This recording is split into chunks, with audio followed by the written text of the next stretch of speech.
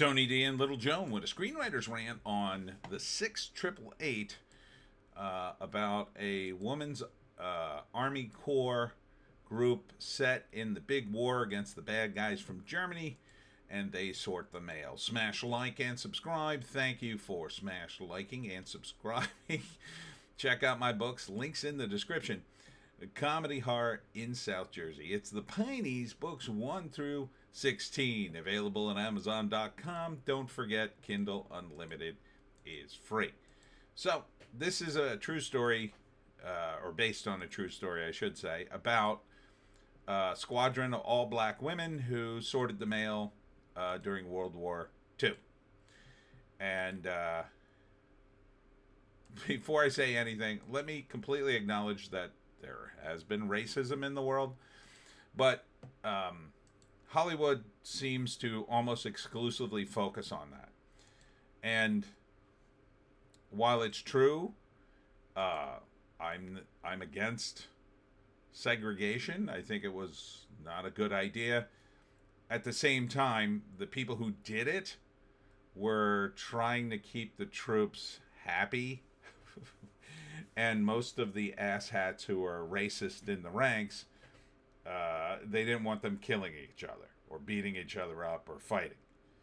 Now, I don't know if they had a choice whether or not to segregate the army during the big war, I'll say. But what's done, it's done, and it's perfectly fine to have a movie like this. I don't know how true it'll be to the actual source material. December 20th. Personally, I would rather see a documentary about the real people. These days, I just don't trust Hollywood to do anything historic, especially on a hot button issue like, racism in the army. I don't expect any subtlety in this, and there's not a lot of subtlety in the trailer. So, they're faced with an impossible task, and they did it. So did a lot of people in the greatest generation, of which these ladies were a part of. They did big things. But also true, you have to keep in mind that the winners write history. And we won the Great War, so I don't know if everything we say about ourselves is 100% true. I think it's probably mostly true, but who the hell knows? For some reason, Oprah Winfrey is in it. Scowling at people. I don't know why. I don't know who she's playing. But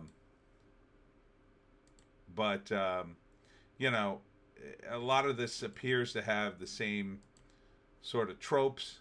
You got Sam Waterston as JFK, which I think is pretty hilarious because he looks nothing like JFK. He just looks like Sam Waterston, and I expect him to act like Sam Waterston in the movie. It's written and directed by Tyler Perry, who's a pretty good director. So maybe it won't be totally,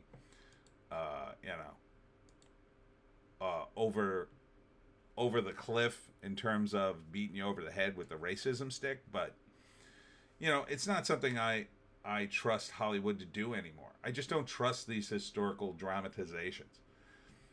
They take too many liberties with them. And, and the idea is to take some of those liberties and make the story better and make the movie watchable. But, you only have to look at the current box office to know that they can't even do that anymore. So their changes to me are usually like, oh, great. But anyhow, first act, probably going to be it's going to basically follow the events of the big war and this battalion. The battalion's formed. They have to be twice as good as the other battalions in their race because they get the short shrift wherever they go. And that is mostly true. But again, I think some of it will probably be over dramatized in this movie.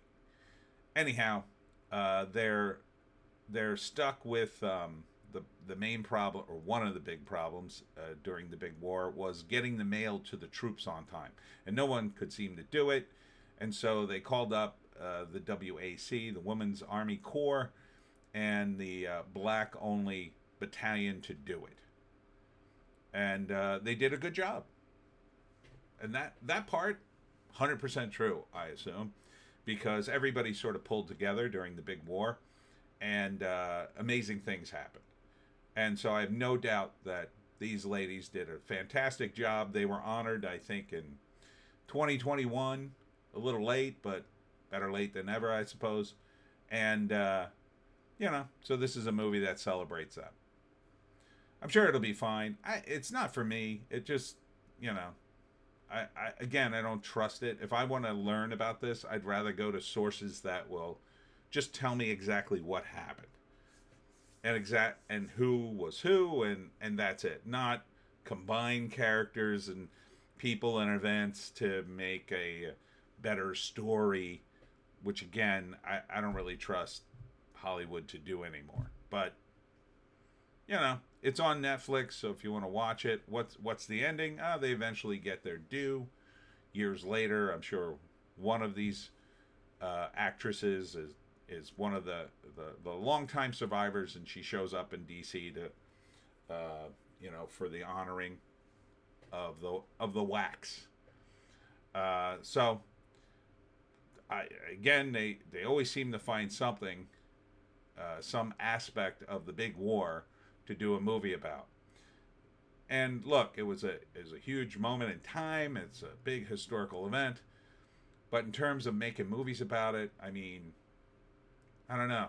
I don't know if we can honestly say anymore that we're honest about our history.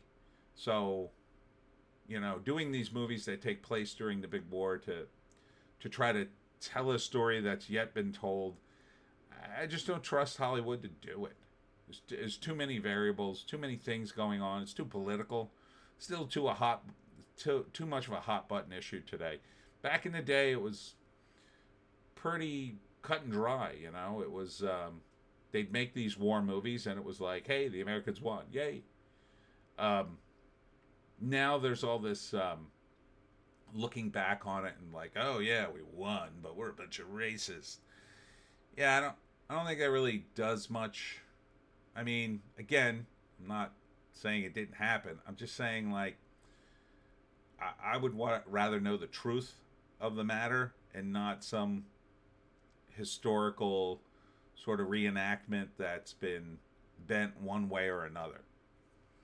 And look, you can argue some of the early movies were bent to be so pro-American, they glossed over some of this. And that's not good either, if you're presenting something as kind of historical fact. So, yeah. So, it's on Netflix, the 688. It looks well made, looks well acted, if you want to see it. And that's it for me, Tony D, and Little Joan. Check us out on the green site, the orange site, and the black site for more videos. We'll see you in the next one.